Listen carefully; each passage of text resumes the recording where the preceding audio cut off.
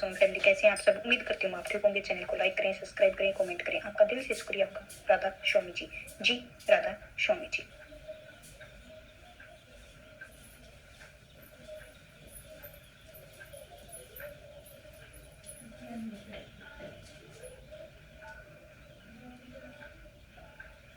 जी राधा स्वामी जी। जो भी हमारे पास कितना अच्छा टाइम है उसको वेस्ट बिल्कुल भी नहीं करना है। हमें पूरा ध्यान लगाना है और आगे बढ़ते जाना है। ऐसे ही हमें पूरा टाइम देकर अपना कीमती समय अच्छी बातों में लगाना है। अगर सोचो कि आज खर्च करने होंगे तो कल आप उठ नहीं पाओगे। आपको लगता है कि कोई भी ऐसा बिजनेस होगा जो हाँ बोलूंगा, तो क्या इसका मतलब यही नहीं कि कल की सुबह आपकी 100 करोड़ से महंगी है? कितनी महंगी है हमारी कल की जगह? 100 करोड़ से भी ज्यादा महंगी है। Stop wasting your life. अपनी जिंदगी बर्बाद कर रहे हो, पूरी पूरी बर्बाद कर रहे हो। टाइम की वैल्यू करें। और हम मरने से लड़ते हैं, हम मरने से लड़ते हैं क्योंकि जिंदगी उसी दिन खत्म होती है, पर वक्त बर्बाद करने से नहीं, क्योंकि जिंदगी इतना प्यार है। और वक्त से नहीं, क्यों नहीं? जिंदगी तो वक्त से ही बितानी है। वक्त रोक दो और जिंदगी रुक जाएगी। वक्त फास्ट कर दो, जिंदगी एक पल में खत्म हो जाएगी। तो जिंदगी चल रही है, जिंदगी चल रही है, इसीलिए वक्त नहीं चल रहा है। तो 2025 भी ऐसे ही महीने चले गए। अगर आप मार्च से भी देखो कि इससे हमें लेट देख रहे हैं, तो वो अलग। अभी 10 महीने भी बचे हैं आपके पास। लिमिटेड टाइम है और आप साल के अंत तक भी आपका रिजल्ट आ सकता है। अगर आप 2 महीने भी अच्छे से बैठ पाओगे तो कोशिश आगे जरूर कर पाओगे, क्योंकि कोई इलन नहीं है कि 100 या 120 घंटे करें। इसमें कोई दिक्कत ही नहीं है, भरोसा ही नहीं होगा कि आपको पता है कि किस्मत के भरोसे बैठने वाला इंसान मेहनत करनी चाहिए, रोज मेहनत करनी चाहिए, क्योंकि रोज हम पार मेहनत करने वाले हैं। और कौन सी है वाला दिन है जो किस्मत वाला दिन हो? सोचो, कोई लकी डे है, आप छुट्टी पर हो, या आप हार मान चुके हो, या किस्मत देने का मूड, आप आराम के मूड में हो। वेदा काल को भी वक्त को एज ए होश कंसीडर किया गया है। यह वक्त घोड़े जितने तेज दौड़ते हैं वैसे ही दौड़ रहा है और रुकता नहीं है। इस चीज को हमें हल्के में बिल्कुल भी नहीं लेना है। घोड़े की कोई प्राइज नहीं होती है, कोई भी प्राइज नहीं होता है। उस वक्त घोड़े की कोई प्राइज देकर 1 सेकंड में भी उसे नहीं रोक सकता है। तो आप इतने घोड़े पर सवार हो सकते हो या आप जाने दे सकते हो। हर कोई चीज आपसे वापस आ सकती है। दौलत, ये सब वक्त कभी नहीं आ सकता है। दौलत आ जाएगा, सब कुछ आ जाएगा, पैसा गया है वो आ जाएगा, लेकिन वक्त दोबारा नहीं आ सकता है। तो लिमिटेड चीजों पर कीमती ध्यान दें और अपने डायमंड सबसे कीमती खरीदे और उसको खरीदे। टाइम सिमरन को देकर उसको खरीदे। पूरी दुनिया की दौलत मिला दो, आप एक पल नहीं खरीद सकते हैं। इसलिए इस कीमती पल को इसी वक्त आप चुक जाने दे रहे हो। वीडियो का माहौल खोते जाओगे। वक्त चिंता ऐसे ही करें और 30 मिनट खोने को आप खाने को बड़ा नुकसान मान लें। अगर 30 मिनट आपको सबसे बड़ा माना, जल्दी माना, और ऐसा वक्त आएगा कि 30 मिनट में आप सब कुछ बर्बाद भी कर सकते हो। अपनी जिंदगी तक भी जा सकती है 30 मिनट में। इतनी कीमती है मिनटें, इतनी कीमती है समय, जितने हमारी सांस है उनकी हम इतनी कीमती है कि हमें हर टाइम जा रहा है और हम रब से मिलने के लिए उतने ही पीछे जा रहे हैं। हम उतने ही पीछे हमारे पैर खींच। सेकंड्स मिलती हैं, सोचो रोज पैसे मिलते हैं, आज खर्च करने हैं तो कैसे करते हैं? 1 करोड़ जैसी बड़ी रकम आपको छोटी लगेगी। अगर आप 30 साल के जीवन में कमाई जाए 1 करोड़ अच्छा लगेगा। अगर वही आए तो वही 1 करोड़ के सामने छोटी सी रकम भी आपको बड़ी लगेगी। अगर वो हर 1 मिनट कमाया जाए, हम दरअसल पैसों की नहीं, वक्त की कदर, सिमरन की कदर करना सीखो। अगर अब तक वक्त बर्बाद करा, काल इसके घोड़े आने दिए, कोई बात नहीं। आओ इस वीडियो में आपको व्यक्त का सब पता लग जाएगा। पूरी जरूर देखें और शेयर भी करें। गुड सवारी सिखाता है कि कैसे हर एक दिन घंटे मिनट पकड़े हैं और बड़े पाप और गलती भी कर बैठते हैं। पहला पाप तो खुद को कमजोर समझना, दूसरों के वक्त को बर्बाद करना, वीडियो साइलेंटली प्रूफ करना, केवल जोश नहीं देना, ना ही केवल बोरिंग रिसर्च देना, जोश देना, मोटिवेशन देना, मोटिवेशन करना। मोटिवेशन इंसानों को अब तक 100 प्रोडक्टिव हैक्स, कम से कम वक्त ज्यादा और काम कैसे करें, इसके 100 तरीके पता है आपको। अपने पूरा ध्यान सिमरन में लगाएं, पूरा ध्यान सिमरन में लगाएं, सबसे बेस्ट है। इस वीडियो में आप जानोगे कि वीडियो को एंड तक जरूर देखें। और वक्त की चिंता करने वाले आदमी कभी भी किसी भी वक्त बर्बाद नहीं करेगा। दांडी मार्च के समय महात्मा गांधी तेज तेज चले थे।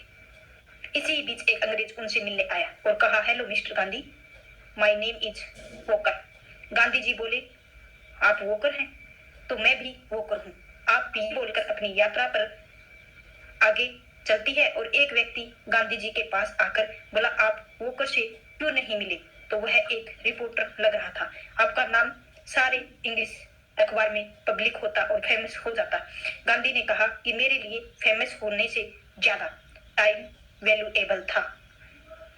तो इब्राहिम लिंकन ने अली लाइफ गरीबी में गुजारी और फिर वक्त का ऐसा इस्तेमाल किया कि सब दंग रह गए। अपनी कीमती समय को निकालकर उसने हर टाइम अपनी सिमरन को दिया और वह आगे बढ़ा। एक साथ 3 काम करते थे, अपने पापा की हेल्प, पढ़ाई की हेल्प और अपनी सिमरन की हेल्प करते थे। 100 बार पढ़ चुके थे लाइनें, दिक्कत गरीब पैदा होने की नहीं है, दिक्कत गरीब मरने में है। लेकिन मानना था कि आज नहीं तो हम सब जानते ही हैं कि बैंक अकाउंट में पैसे की कीमत डालकर बेचता है।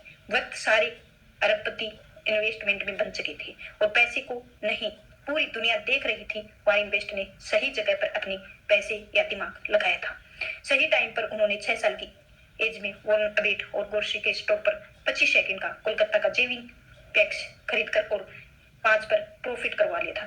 तो डोर टू डोर सेल किया गया था और उनके साथ एक बच्चे सारे खेल रहे थे। फौरन बफेट काल के घोड़े पर सवार होकर 5 साल का बाद 11 साल की एज में वह शेयर मार्केट में पैसे ना होने का बहाना नहीं करा, वक्त बर्बाद बिल्कुल भी नहीं करा, बिल्कुल भी नहीं करा। अखबार बेचना स्टार्ट कर दिया और दिन में महीने के कमा लेते थे। स्टॉक में डाले गए ऐसे ही 16 की एज में उन्होंने $3000 कमा लिए थे। सिर्फ पैसे ही नहीं, वक्त सही जगह पर लगाया, वक्त ऐसी जगह पर लगाया कि उसने अपने टाइम का अच्छा बना लिया, बेनिफिट्स कमा लिए।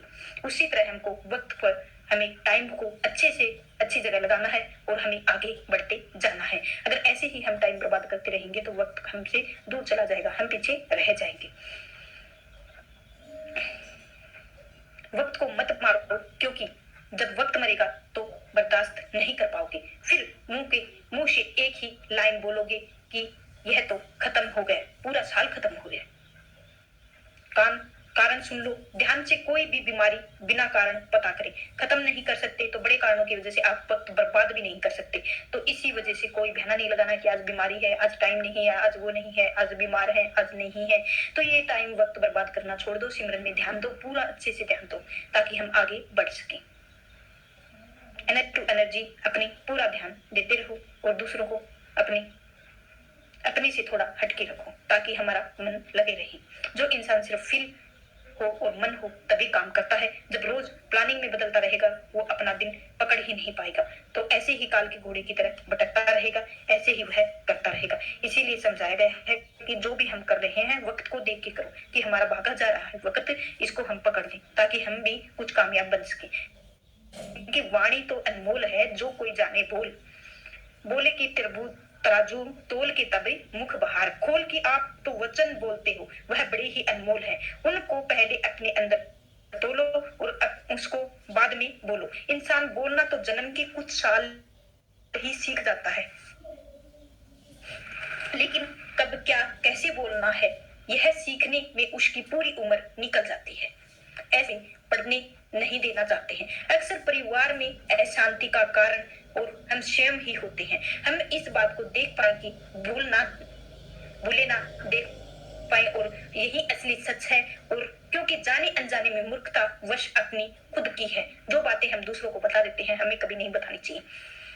वही बातें जो आने जाने अनजाने में हमने किसी दूसरे को सामने बता दी हो, वही हमें दुख का कारण भी बन सकती हैं, वही हमारे झगड़े का कारण भी बन सकती हैं। तो सिर्फ फिर हमें पछतावे के अलावा कुछ नहीं हो सकता है, क्योंकि बात जुबान से, प्राण से, शरीर से और तीर से, कमान से निकलने वाले बाद में अपने नहीं होते हैं, फिर वह वापस नहीं आते हैं। इसीलिए उनके बाद फिर पछतावे के शेष रह जाते हैं। हमें पछतावा होता है, ऐसे ही वक्त का है, हमें पछतावा होगा एक दिन, हमने क्यों नहीं किया, पहले ध्यान क्यों नहीं दिया, अब वक्त चला गया है, इसी अनजाने बनकर हम बैठे हैं, इसी का हमें एक दिन धोखा आना है। क्यों धोखा आना है वो आप इतने तो समझदार भी ही हैं। जहां खामोश रहता था वह मुंह खोल जाते हैं। कटा जब शीश सैनिक को तो सब खामोश होते हैं, कटा एक सीन पिक्चर का तो सारे बोल खत्म हो जाते हैं। नई नस्लों की है जो बच्चे जमाने भर की सुनते हैं। अगर माँ बाप कुछ बोलते हैं तो बच्चे भी बोलते हैं। बड़ी ऊंची दुकान में कटाते जेब जब अपनी मगर मजदूरी मांगोगे तो सिक्के बोल जाते हैं, मजदूरी मांगोगे तो सिक्के बोल जाते हैं। अगर मखमल करे गलती तो कोई कुछ नहीं कहता, फटी चादर से हो जाए गलती तो सारे बोल जाते हैं।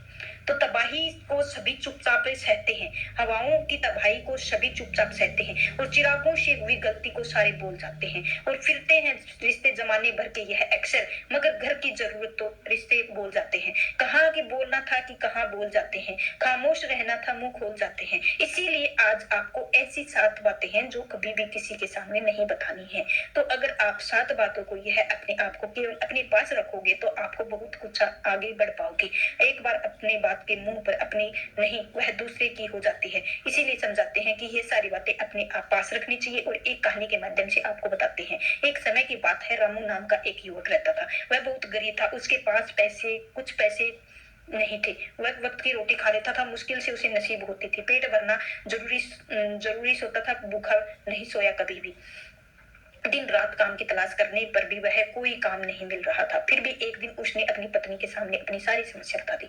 उसने अपनी पत्नी को कहा कि मैं जिस जगह काम मांगने के लिए जाता हूँ वह हर कोई मुझे यह कहकर काम नहीं देता है कि हमारे यहाँ काम की जरूरत नहीं है। मैं काम की तलाश करके थक चुका हूँ। मुझे समझ नहीं आता है कि तुम लोगों के पेट कैसे भरोगे, अपने बच्चों को कैसे पालूं, और यह चिंता मुझे दिन रात खाई जा रही है। यह सुनकर उसकी पत्नी कुछ सोचकर कहा कि आप एक आदमी के पास सिर्फ एक ही बार मांगने के लिए जाते हैं, जब वह काम नहीं देता है तो आप दोबारा उसके नहीं जाते हो। तो आपको काम लेना है तो आपको उनसे हमदर्दी हासिल करनी होगी और गरीबी दिखानी होगी, ताकि वह लोग आपकी मजबूरी समझकर हमें काम पर रख लें। तो इसी शर्म में मत करो और उन्हें अपनी मजबूरी बताओ और अपनी गरीबी बताओ, और इसी ही उपाय से आपका काम पा सकता है।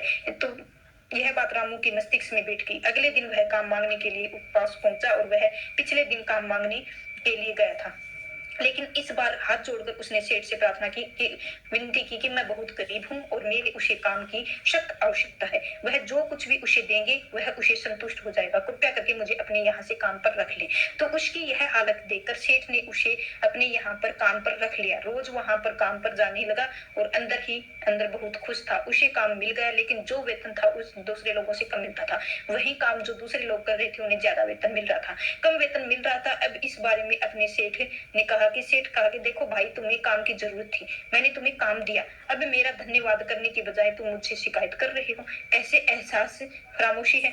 यह सुनकर रामू वही चुप रह गया। बात कहीं की कहीं सत्य की थी और उसे मजबूरी के हिसाब से काम दिया गया था, इसीलिए वह अपने अनुसार वेतन देता था। और धीरे धीरे उसने यह बात अपने सगे संबंधियों के साथ, दोस्तों के साथ बताना शुरू कर दिया। तो सेठ कैसा आदमी है, कितना वेतन देता है। समय बीतता रहा और रामू पूरी लगन के साथ अपना काम करता था। जब परिस्थितियां बदलने लगी तो सेठ अब रामू दूसरे लोगों से ज्यादा काम कर लेता था और उसका कम वेतन उसे देता था। यह बात रामू के मन में बहुत खलती थी, और दूसरे को ज्यादा मेहनत कर रहा है और उससे कम वेतन पा रहा है। इससे वह आत्मसम्मान पर गहरी चोट पहुंची। अब धीरे धीरे उसका मन अपने काम से हटने लगा, उसका मन नहीं लग रहा था। और जाहिर सी बात है, किसी जगह पर अगर मन लगाना है तो जहां आदमी को आत्मविश्वास के साथ समझौता करना पड़े, तो इसीलिए जल्दी से उसने अपना काम भी छोड़ दिया और घर पर आकर खाली बैठ गया। जब उसके पास घर का खर्चा चलाने के लिए पैसे नहीं बचे तो इसीलिए उसने अपने सगे संबंधी, अपने दोस्तों की सहायता मांगनी शुरू कर दी। लेकिन उसके दोस्त उसके सामने तो दया का पात्र समझते थे और उसे दिलाते थे, लेकिन पीछे से उसका मजाक भी उड़ाते थे कि कितना बेवकूफ है, सेठ इससे इतना काम करवा लिया और उसको काम दिया और काम छोड़कर भी आ गया, उसके पास पैसे नहीं है। अरे हम इसको पैसे दे भी दें तो कल हमारा पैसा वापस करेगा, इसकी क्या गारंटी है? तो वापस नहीं कर पाएगा। इसकी ऐसी हालत है कि काम उसके पास कुछ है नहीं और पैसा कहाँ से ला कर देगा। इस हालत में रामू को दिन ब दिन खराब होते जा रहे थे और तनाव रहने लगा। वहीं दोस्त उसके सगे संबंधी उसके अपने होने का दिखावा कर रहे थे, दया का पात्र कर रहे थे और उन्हें उस पर तरस आ रहा था कि सब लोग उसे ज्ञान तो बहुत देते थे लेकिन उसकी सहायता नहीं करते थे। अक्सर होता है कि ऐसा कि ज्ञान देने वाले बहुत मिल जाते हैं लेकिन मदद करने वाला, हाथ पकड़कर आगे बढ़ाने वाला कितने लोग मिलते हैं। फिर उसे एक दिन पता चला कि पड़ोस के गांव में संत कबीर जी आए हैं और वह बहुत ज्ञानी है। रामू इतना तनाव में था कि वह कोई रास्ता नजर नहीं आ रहा था, इसलिए वह जाने अनजाने में सीधा संत कबीर के पास पहुंच गया और वहां पहुंचकर उसके पैरों में गिर गया और रोने लगा कि मैं कबीर साहिब जी रोते रोते अपनी सारी परिस्थितियां बता दी। उसने बताया कि किस तरीके से मैं सेठ का उसका फायदा उठाया, उसके सगे संबंधी भी उसके साथ कैसा व्यवहार करते हैं। तो यदि सारी बातें सुनकर कबीर साहिब जी उसे चुप कराते हुए कहा, बेटा यह सारी समस्याएं तुम्हारी बुद्धिहीनता और तुम्हारी मूर्खता के कारण उत्पन्न हुई हैं। अगर तुम्हारे अंदर समझ होती तो तुम समझदार होते तो इसमें से एक समस्या तुम्हारे मन में दुखी नहीं करती कि यह समस्या आनी ही नहीं थी, लेकिन तुमने अपने अविवेक के कारण, अपनी मूर्खता के कारण खुद के रास्ते खुद के रास्ते में कांटे बिछा लिए।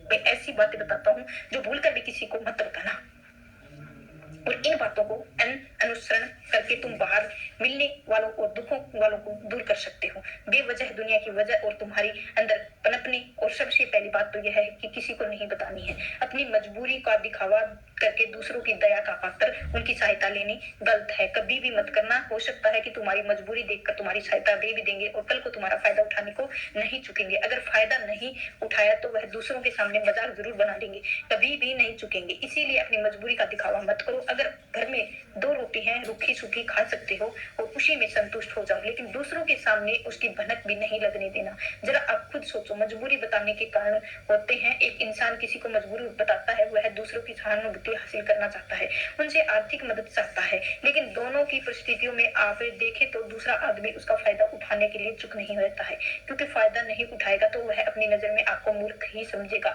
बेवकूफ ही समझेगा, दूसरों के सामने आपका मजाक जरूर बनाएगा। इसीलिए मजबूरी के बारे में किसी को मत बताओ। और कबीर साहब कहा है कि भूखा भूखा क्या कहे, सुनावे लोग बंडा गड़िया, मुख दिया सोई पूर्ण जोगे, तुम्हें चिल्लाते फिरते हो भूखा हूँ। दुनिया क्या सुनकर तुम्हें, जिस परमात्मा ने तुम्हें पेट दिया है उसने तुम्हारे भोजन का इंतजाम किया होगा।